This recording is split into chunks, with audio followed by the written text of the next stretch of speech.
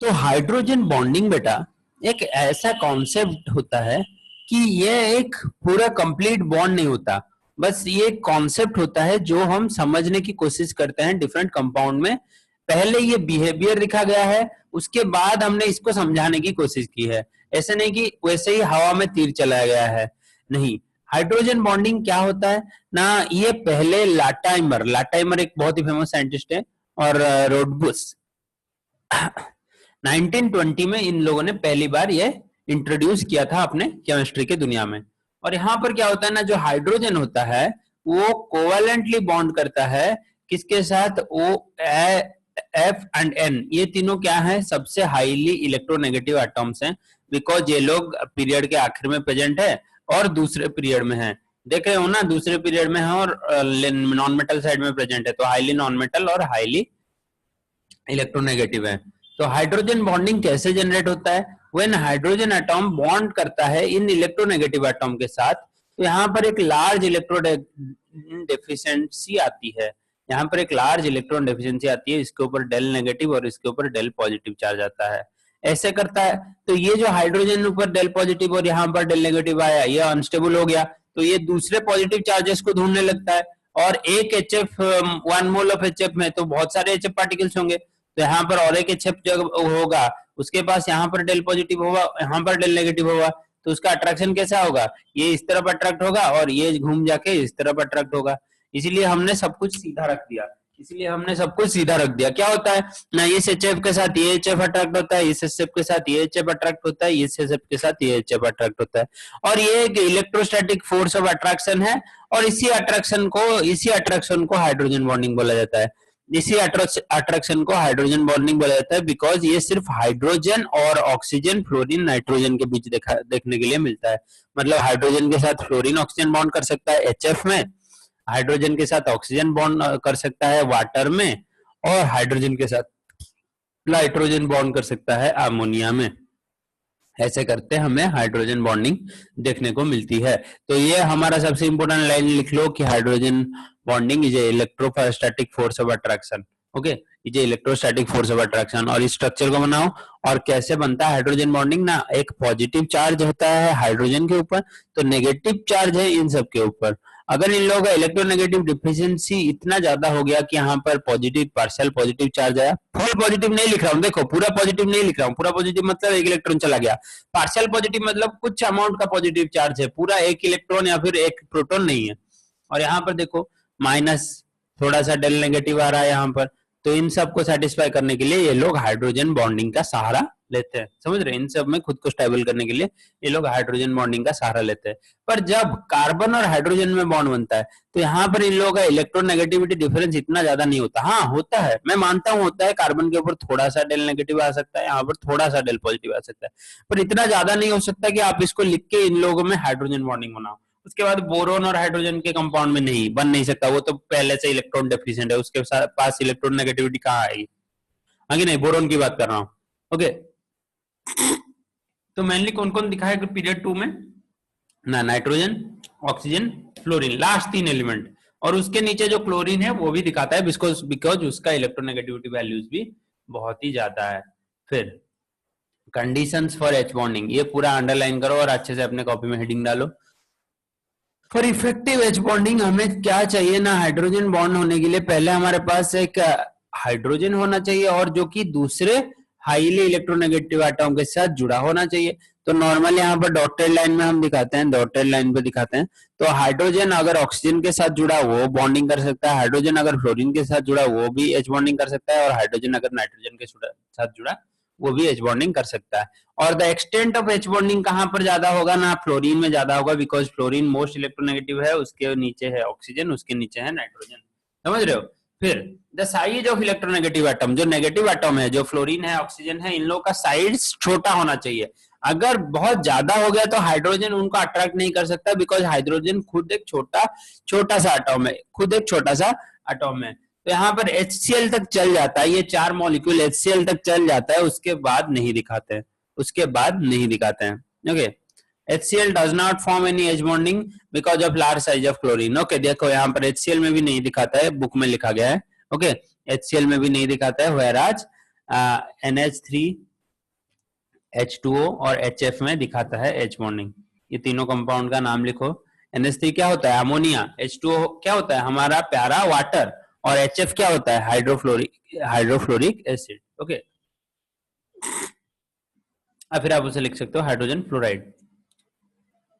Hydrogen fluoride. Okay,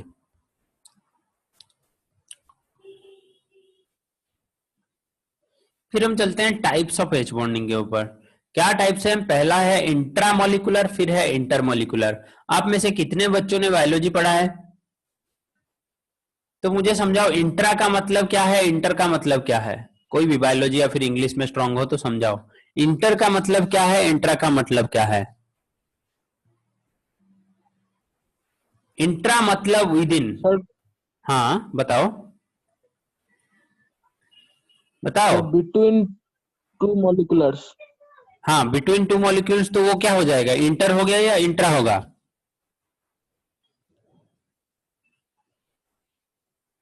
वो inter हो जाएगा। इंट्रा मतलब with in the same molecule. With in the same molecule उसको बोलते हैं हम intra. With in the same molecule. ये जिंदगी भर के लिए याद रखो, हमेशा काम में आएगा इंट्रा और इंटर। हर जगह, मतलब लाइफ के एप्लीकेशंस में भी काम आता है। थोड़े थोड़े आपको कहीं पर फॉर्म भरने के लिए बोल रहा है, कहीं पर कुछ चीज समझने के लिए बोल रहा है, तो आपको हर जगह ये काम में आता है। ऐसे नहीं कि सिर्फ केमिस्ट्री या फिर बायोलॉजी में काम में आएगा। इसे पूरा दिमाग में भर ही लो। और यहाँ पर देखो, o hydroxy benzaldehyde. Ortho hydroxy benzaldehyde में क्या होता है? यहाँ पर ऑर्थो पोजीशन में हाइड्रोक्सी ग्रुप है और ये बेंजाल्डिहाइड है, इसको बोलते हैं बेंजाल्डिहाइड।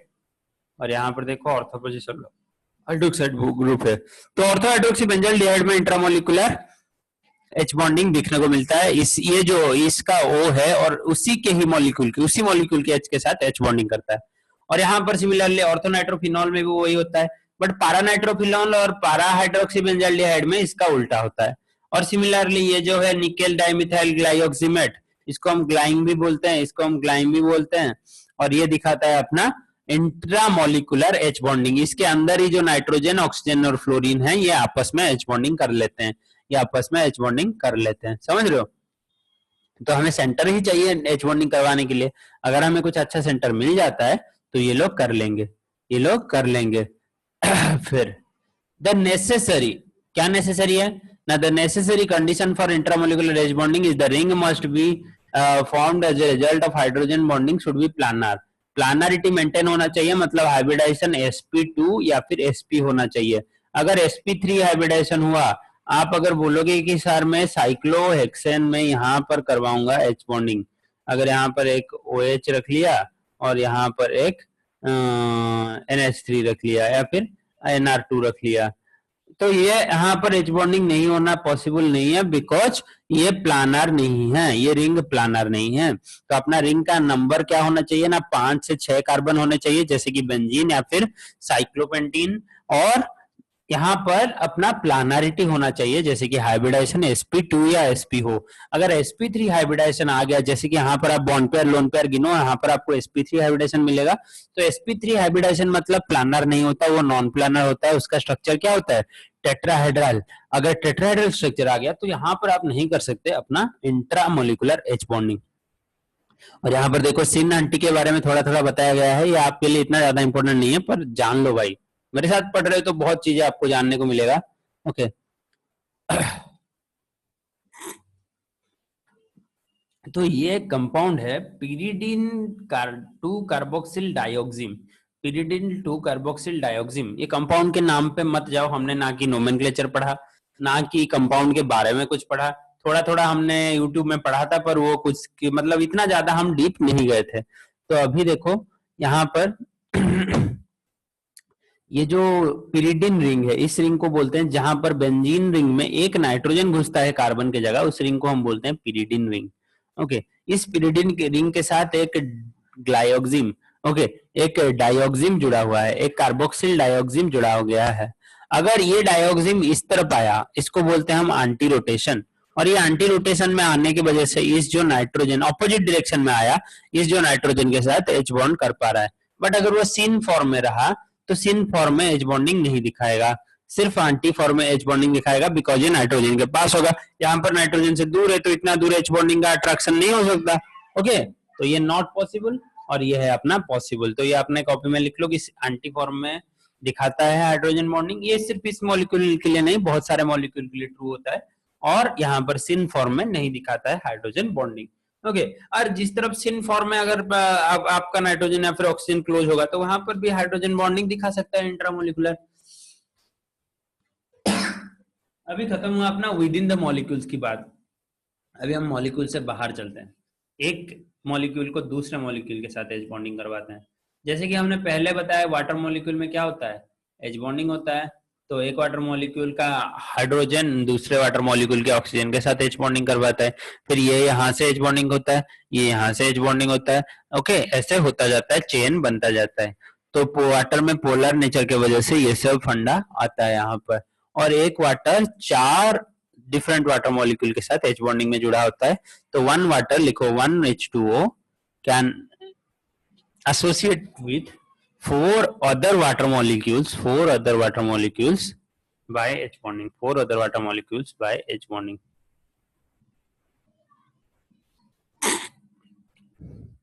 ऐसे लोग इतना बिना खत्म होने वाला चेन बनाते हैं। इसीलिए हमारा हाइड्रोजन बॉन्डिंग है, इसीलिए तो हमारे पास पानी है रूम टेम्परेचर में पीने के लिए। नहीं तो वाटर का बॉइलिंग पॉइंट इतना कम होता कि आपका जो 40 डिग्री 50 डिग्री धूप में भी वाटर उड़ जाता और आपके लिए कुछ नहीं बचता पानी पीने के लिए। समझ रहे हो? तो हाइड्रोजन बॉन्डिंग को हमें धन्यवाद देना चाहिए, हमारे लिए इतना बड़ा बड़ा काम कर लिया। फिर देखो यही चीज मैं समझा रहा था। We observe one molecule, water molecule is joint with 4 water molecules, 2 with H atom and 2 other 2 with O atom। देखो एक O atom के साथ 2 H बॉन्डिंग होते हैं, बिकॉज ऑक्सीजन के पास बहुत ज्यादा नेगेटिव चार्ज होता है। और ये दोनों हाइड्रोजन ये वाले, अगर मैं इस सेंट्रल वाटर मॉलिक्यूल को लूंगा तो ये एक टाइम में देखो 1 2 3 4 वाटर मॉलिक्यूल के साथ एच बॉन्डिंग बना पा रहा है। तो स्ट्रक्चर को अपने कॉपी में बनाइए। ये जो 4 है ना, इसको आप दिमाग में भर दीजिए। Coordination number of water molecule in water is 4। ये दिमाग में भर दीजिए, बिकॉज ये हर जगह क्वेश्चन आता है, ये हर जगह क्वेश्चन आता है। बिकॉज वाटर हमारा इतना इंपॉर्टेंट पोर्शन है ना, इसलिए इससे हर जगह क्वेश्चन आता है। तो भर लीजिए दिमाग में और कॉपी में भी, जल्दी भरिए।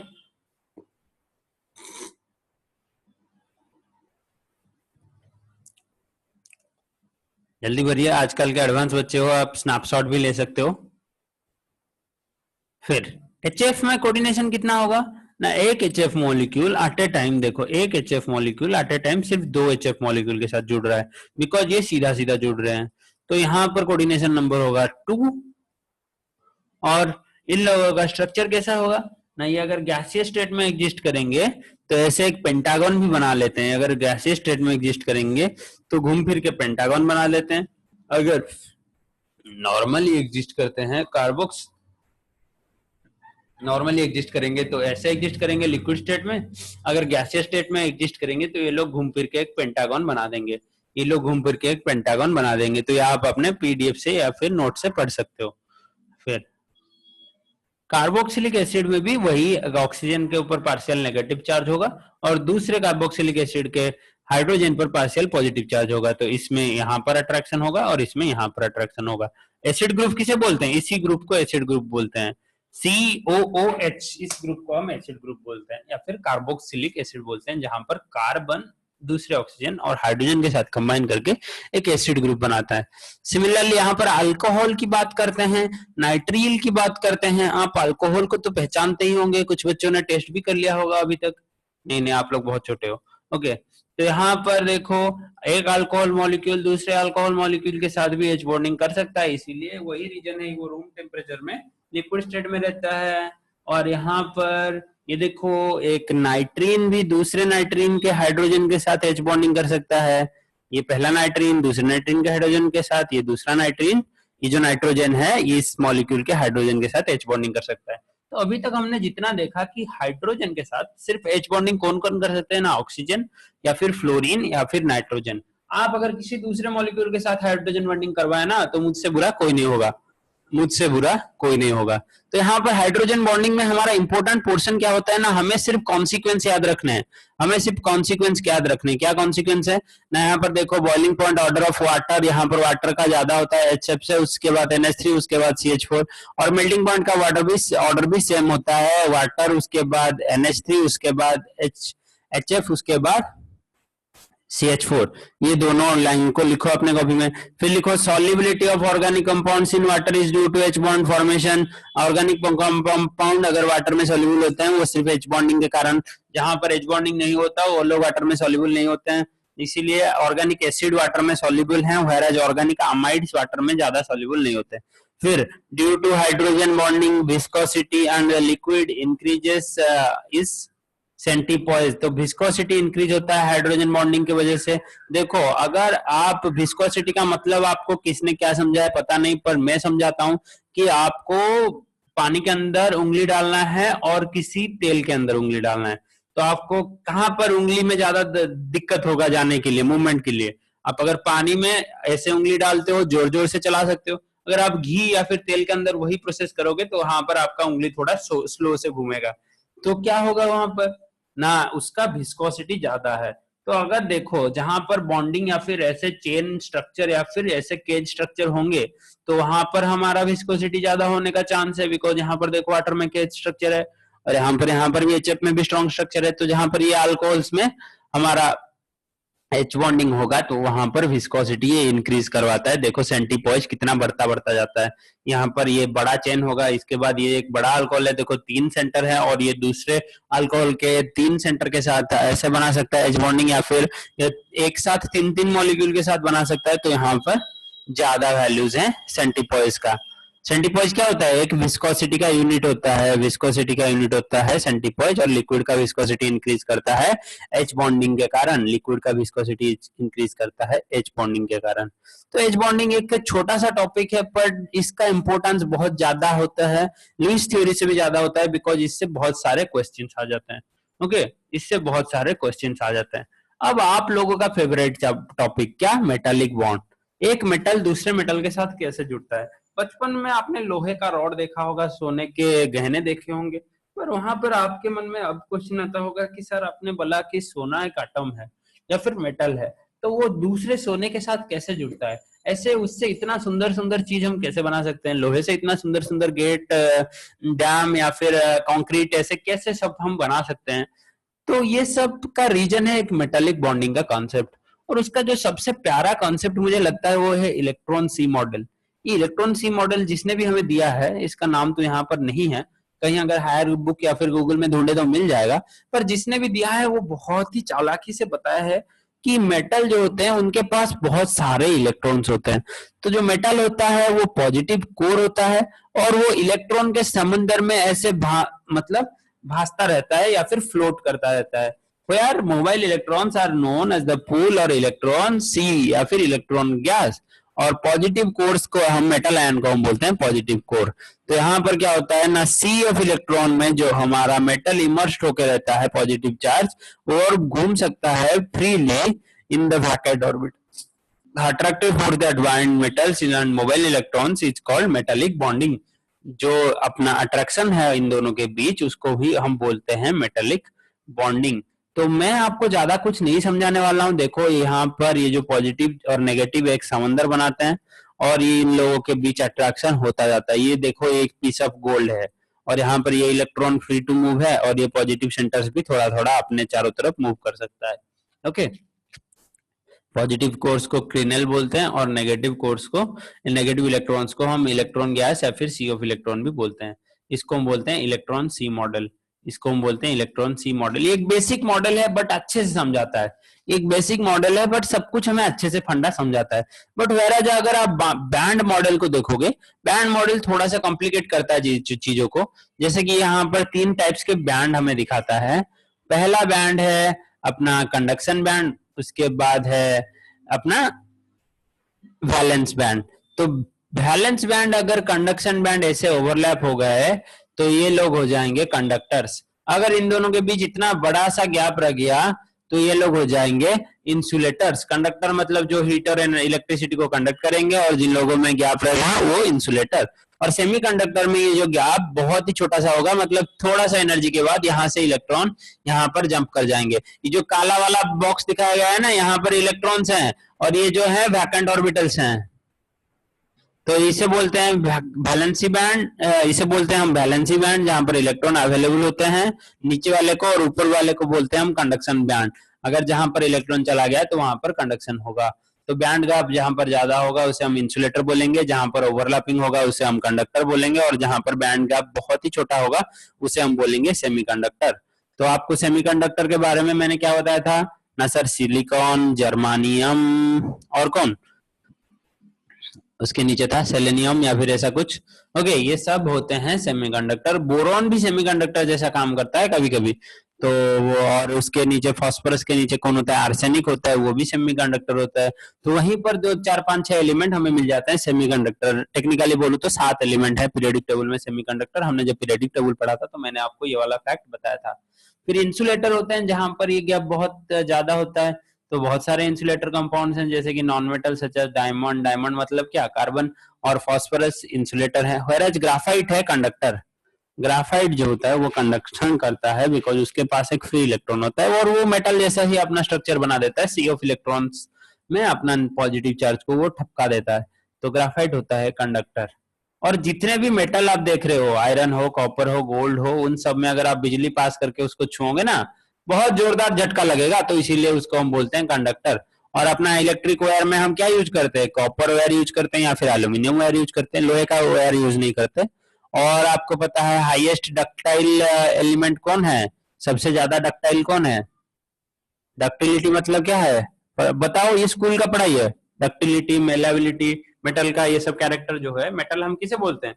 जो डक्टाइल हो, मेलेबल हो, जिसके पास मेटेलिक लस्टर हो, और क्या, जो good conductor of heat and Tolerance. Electricity हो। हाँ, तो तन्यता के तन्यता कौन कहती? डक्टिलिटी बा तन्यता, ताको ओडिया रे कौन तन्यता ता माने कौन? डक्टिलिटी। मेलेबिलिटी माने कौन? बुझाओ मते guys. Small seat.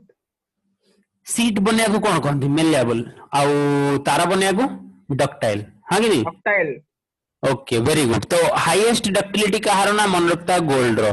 Gold metal को सबुठ इजिली आम तार बन पारिबा। आउ हाईएस्ट मेलेबल किए सीट बनेबारे टीन आसीबो ना? ना सेमती किसी फैक्ट नहीं, तो केवल डक्टिलिटी को मुंडे रख। तापर एडी देखो, which of the following molecular zero bond order, एटा को थ्योरी रे पकेबो? एमओटी, मॉलिक्यूलर ऑर्बिटल थ्योरी रे पकेबो, तमरो बेरिलियम 2 पई जीरो आसीबो। Which of the following is paramagnetic, सेही मॉलिक्यूलर थ्योरी रे क्वेश्चन, मॉलिक्यूलर ऑर्बिटल थ्योरी रे बॉन्ड ऑर्डर हाफ कहार। तो आपको आपन को कौन बाहर कर अछि ना? Na बाहर कर अछि नॉन एंटी बॉन्डिंग इलेक्ट्रॉन, और Nb बाहर कर अछि बॉन्डिंग इलेक्ट्रॉन। तो बॉन्ड ऑर्डर बाहर करिया पई कोन ना? Nb minus Na/2, Nb minus Na/2 bond order. तापर आपन को पैरामैग्नेटिक और डायमैग्नेटिक केमति जाना पड़िबो ना? जदी इलेक्ट्रॉन थिबो सिंगल हेकी बा नॉन पेयर्ड हेकी अपन मॉलिक्यूलर ऑर्बिटल कॉन्फ़िगरेशन रे, तो तमे सेठी जानि परिबो कि एटा पैरामैग्नेटिक बोली। आ जदी सब इलेक्ट्रॉन पेयर्ड हे जायतिबे ताको हम कहबा डायमैग्नेटिक। तो एतिक हला हमर बेसिक ए जो केमिकल बॉन्डिंग चैप्टर रो फाइनल एते लंबा चौड़ा चैप्टर जोडा हम मासे हला पढुचे सरीला। या पर सब जल्दी जल्दी सरीबा यार, चिंता करनी। जो एई फर्स्ट चारटा चैप्टर तमर बहुत इंपोर्टेंट थिला। जो माने सब चारटा चैप्टर पढिचे भलो कथा। जो माने पढी पारन तो तम समस्त पई YouTube रे लेक्चर अवेलेबल अछि, पूरा क्लास रिकॉर्डिंग। अरे मो क्लास देखो, जहाँ क्लास तुम भल लगुच देख, पाठ बुझ, बास पाठ बुझ। यूट्यूब रे जदी देखुछ कहबो नाही सारंकर रिकॉर्डिंग मते बोरिंग लागुची, एथरे किछि नाच गीत नाही, चमक धमक नाही। तो कौन अच्छी तुम आउ कार देखो, बट पाठ बुझा दरकार। टाइम वेस्ट करनी यूट्यूब रे हो कि फेसबुक रे हो कि जो माने इंस्टाग्राम वगैरह यूज करछो, तेतरे जम्मा टाइम वेस्ट करनी। एबे एई तुमको वर्षे आउ केते 1.5 वर्ष रहला, एई 1.5 वर्ष तुमको पेरेंट्स माने देइजंदी फ्रीडम, तमे एबे बहुत स्ट्रिक्टली पढ़ी पारिबो, बहुत इजीली पढ़ी पारिबो। आगु को तापर तमर कोन हबो ना, तम ऊपर गोटे प्रेशर आसीबो कि नाही मते करियर अछि कोन गोटे घर पई, फैमिली पई, मते किछि गोटे जॉब भल बजार अछि, गोटे भल कोर्स जॉइन करियर अछि। एते सब प्रेशर भीतर तुम पढ़ी पारिबोनी। +2 लाइफ जो स्कूल लाइफ और +2 लाइफ बहुत कोन रिलैक्सिंग। 11th और 12th बहुत रिलैक्सिंग और बहुत खतरनाक। तमे जदी टिके भलो से ई टाइम को घरे रही के ना पढुचो, किछि प्रेशर भी नै, हॉस्टल ले थिले एडी तुमको ठीक रे कोदिन खाया को मिल न थांदा, जे तुम कंप्लेन करथांदा, कोदिन सार अधिक समय क्लास नै गेले कंप्लेन करथांदा, कोदिन तुम सोई पड़थांदा उठी न थांदा। तो घरे अच्छा आउरी आराम रे क्लास करछो, बुझि परछो तो सब किछि तम फेवर रे अछि। तथापि तुम माने परिश्रम जो लेवल रे हब्बा कथा जो लेवल रे तुम माने करिया कथा से लेवल रे काहे किछि देखा जाउनी बिकॉज़ तुम माने तुम आडू सर क्वेश्चन होउनी कि सर एई थ्योरी बुझेलानी घरे जाई सर मु पढिली मते एई पार्ट बुझेलानी तुम आडू सेमति किछि बेसी नाही किछिटा दि तीनटा पिला पचारचंदी बाकी अलगा पिला सब चुपचाप सोई जाउछो तो सेटा टिके कम करो आ एई चैप्टर जदी न बुझिछो मो सहित पूरा कांटेक्ट करो फोन रे भाई इवनिंग टाइम रे जेते फोन करियो मु फ्री अछि दिन वाला फोन करियोनी व्यस्त रहउची इवनिंग टाइम रे जेते फोन करियो मु फ्री अछि आउ मो सहित डिस्कस करि परियो कि सर जेते छोटिया डाउट हो छोटिया डाउट हो तमे कोवेलेंट माने बुझि परनो तो मु बुझेबी तमे नेगेटिव पॉजिटिव माने बुझि परनो मु बुझेबी किछि असुविधा नै बट तमे बुझिया को चेष्टा करो पढिया को चेष्टा करो एटा खुशी लागिबो कि गोटे पिलाटा पढिया पय चेष्टा करछि आउ एई दिटा ऑर्डर को मन रखो ए दिटा ऑर्डर को मन रखो एथरु तो सबतियो क्वेश्चन करियो तमे एटा 16 प्लस इलेक्ट्रॉन पय आउ एटा 14 पर्यंत एटा 14 प्लस एटा 14 पय ओके तापर हाइड्रोजन बॉन्डिंग ऊपर ए समरी पेज टाको गोटे व्हाइट पेपर रे किबा तमर जो कॉपी रे लास्ट को सब नोट फोट निज पर्सनल नोट बनै साला परे ई समरी पेज टाको लिखि देबो बिकॉज़ ए समरी पेज रु ही तमे जानि परियो कि कोन कोन तम नोट रे अछि आ तमे समय जदी तम पाखरे टाइम नथियो धर 2 मिनिट अछि परीक्षा पय तमे कोन बसी कि 30 पेज रो नोट पढिबो कि 50 पेज रो नोट पढिबो पढि परिबो ना तो समरी पेज रे आखि पकई देबो कि या मो पाखरे इंपोर्टेंट फार्मूला अछि देखो जहां भी हमें टोटल मास हैला पढुचे सब किछि आदरे एही गोटे पेज रे आमे ताको कंडेंस करिक रखि देजे सब फार्मूला सब इंपोर्टेंट कांसेप्ट एठी देखो सब कंडेंस हेकी गोटे पेज रे अछि लुईस सिंबल कोन आयनिक बॉन्ड कोन लैटिस एनर्जी कोन covalent formal charge dipole moment सब किछि एठी रख देछि से कोवेलेंट बॉन्डिंग फाजन रूल तापर वीबीटी बीएसपीआर थ्योरी विषय बेसी किछि कहनी बिकॉज़ या पय तुमको मु टेबल बनैछि तापर एमओटी सब किछि एठी से बनेकी रख देछि बुझि परला तो